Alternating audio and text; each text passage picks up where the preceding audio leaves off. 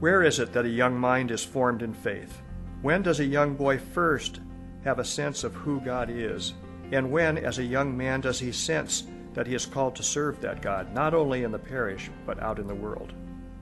What's the source of such a faith? And how does it slowly mature? Charlie grew up on a farm in eastern Washington. He came from a good Norwegian family with a strong pietistic background, actively participating in Selbu Lutheran Church. He and his twin brother Tom indulged in the few pleasures allowed to such a conservative household. Charlie could vividly remember playing cards with his brother and his mother taking them away and replacing them with a deck of rook cards, something a little more wholesome. Even then, books had a fascination for Charlie. For Charlie, how his mother was a tender person of faith in his life, and I think a lot of the grace that we all felt from Charlie, really, we can credit that a lot to his dear mother. Just about the time Charlie came to confirmation age, he began to get more serious about Bible study, signing up for his very first formal course, a correspondence course in the Gospel of Mark from the Lutheran Bible Institute, not knowing that years later he would serve the school as board chair. And he got more and more interested in another vocation, football. Even if his brother was the more gifted of the two in sports, Charlie would retain a lifelong interest in sports.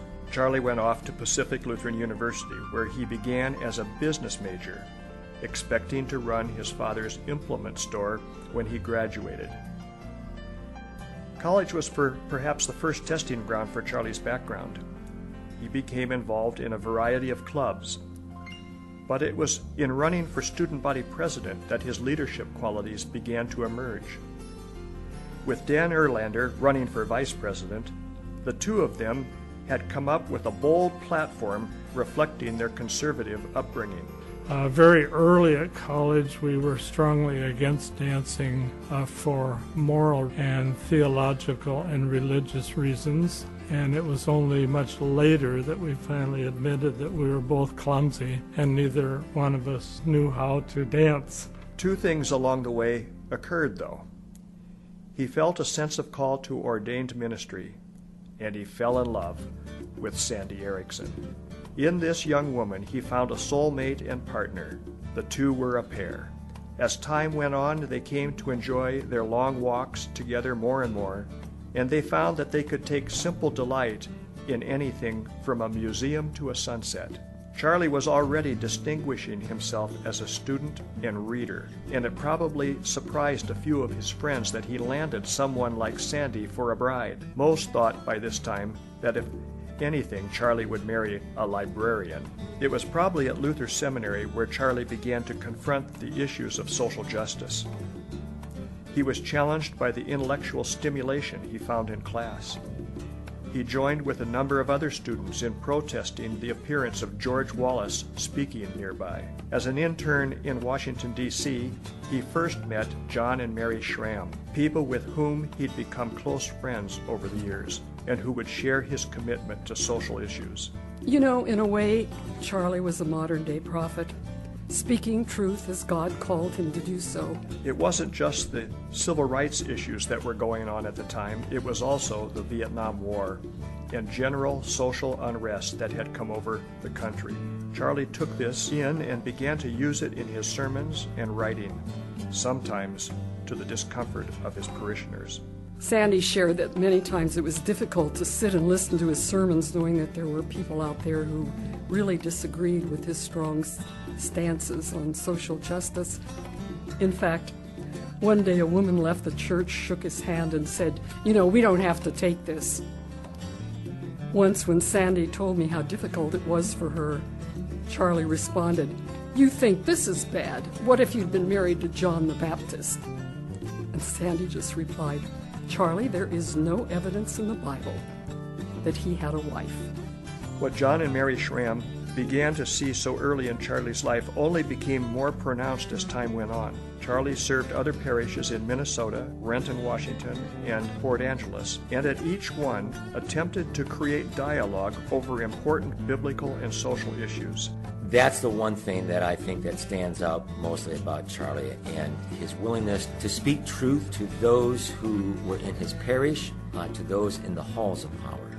Charlie was a true leader in the servant role that Jesus modeled so well for us, and that Charlie modeled for us was over the kairos statement.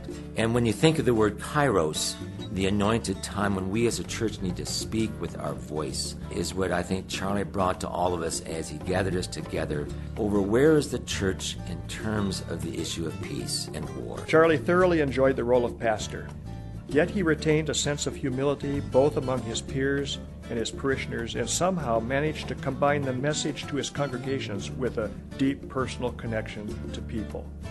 And then the third thing is the humility that he had in his public life, in his personal life, but his humility in terms of humor as well.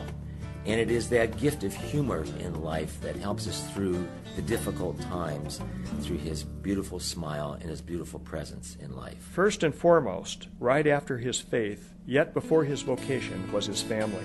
What Charlie had cherished so much about his early years on the farm, the meals around the table, the closeness of rural life, he wanted to duplicate in his own home.